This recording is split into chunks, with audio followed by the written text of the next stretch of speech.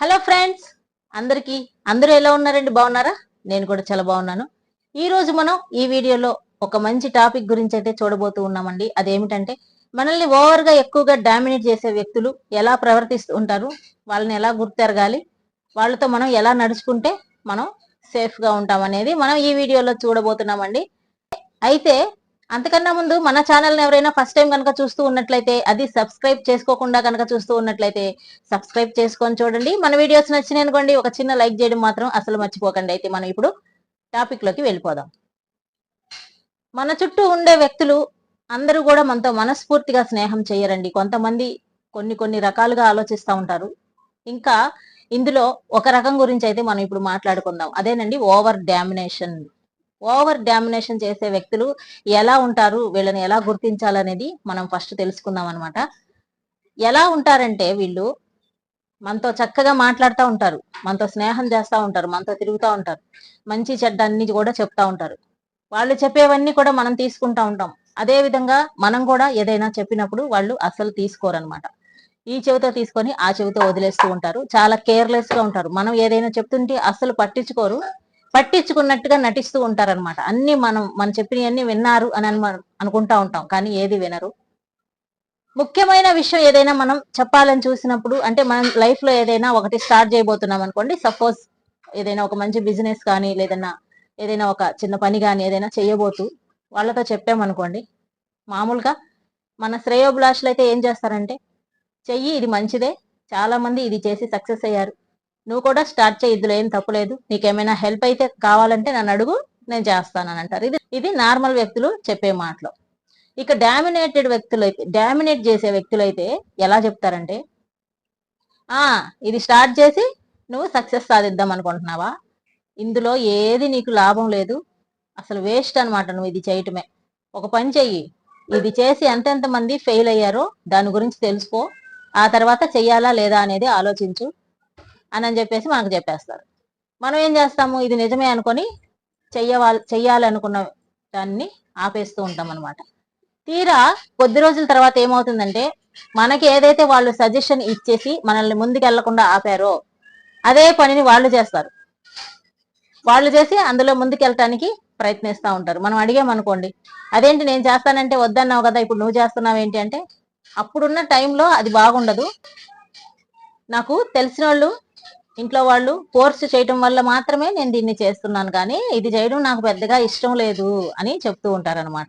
అంటే ఇక్కడ వీళ్ళ ఉద్దేశం ఏంటంటే, ప్రతి విషయంలో కానీ ప్రతి సక్సెస్ లో కానీ వాళ్ళు మనకన్నా ముందుండాలి అని ఆలోచిస్తూ ఉంటారు. ఏ పని చేసినా సరే మనం వీళ్ళతో చెప్పాలని ఎదురు చూస్తూ ఉంటారు. మనం ఆటోమేటిక్ గా చెప్తూ ఉంటాము. కొంతమంది షేర్ చేసుకుంటూ ఉంటారండి ప్రతి విషయాన్ని కూడా. అలా షేర్ చేసుకున్నప్పుడు ఏం చేస్తారంటే, చక్కగా వింటారు, దాన్ని ఆచరణలో పెట్టకుండా వాళ్ళ శాయశక్తుల ప్రయత్నాలు చేసి దాన్ని ఎట్లయితేనేమి ఆపేస్తారు. వీళ్ళు ఏదైతే ఒక చెప్పారో ఐడియా, అది వాళ్ళు యూజ్ చేసుకొని దాన్ని తీసుకొని పైకి వస్తూ ఉంటారు. వీళ్ళ యొక్క ముఖ్య ఉద్దేశం, వీళ్ళ యొక్క లక్ష్యం ఏంటంటే, అందరికన్నా కూడా నేనే ముందుండాలి, ప్రతి వ్యక్తి కూడా నా వెనకాలే ఉండాలి, ఎవరు నన్ను మించి పోకూడదు, ఫస్ట్ నేను, ఆ తర్వాతే ఎవరైనా సరే, ఎందుకంటే నేనే నెంబర్ 1 కాబట్టి అనుకుంటా ఉంటారనమాట.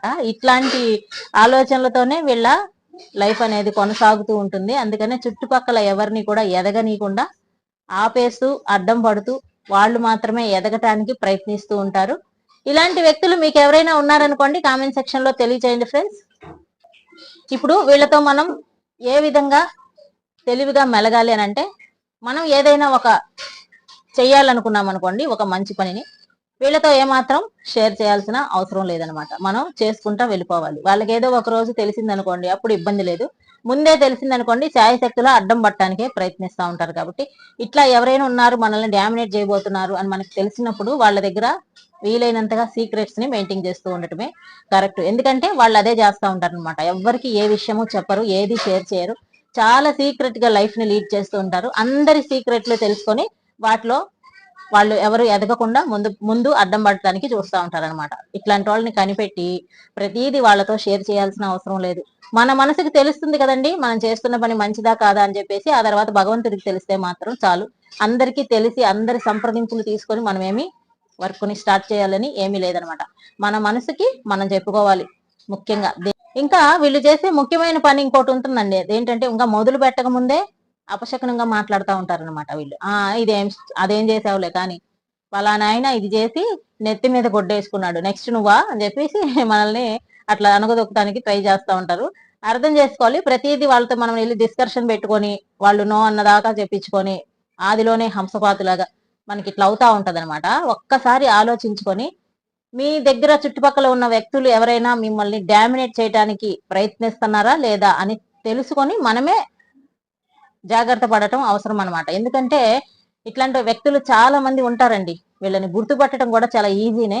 ఈ విధంగా మాట్లాడుతూ ఉంటారు మన సక్సెస్ ని, నీది అవ్వదు, నువ్వు సాధించలేవు, ఏది కాదు అని చెప్పేసి ఫస్టే పుల్లలేసేస్తా ఉంటారు. ఇట్లాంటి వాళ్ళని ఈజీగా గుర్తుపట్టి మనం వాళ్ళతో జాగ్రత్తగా మెలగడం మాత్రమే దీనికి సరైన పరిష్కారము. ఇక నెక్స్ట్ టైం మరో మంచి వీడియోలో మళ్ళీ కలుసుకుందాం. ఈ వీడియో నచ్చిందనుకోండి లైక్ చేయండి. అలాగే మరిన్ని మంచి మంచి వీడియోల కోసం మన ఛానల్ ని సబ్స్క్రైబ్ చేసుకోండి friends. Thank you for watching. నమస్కారం.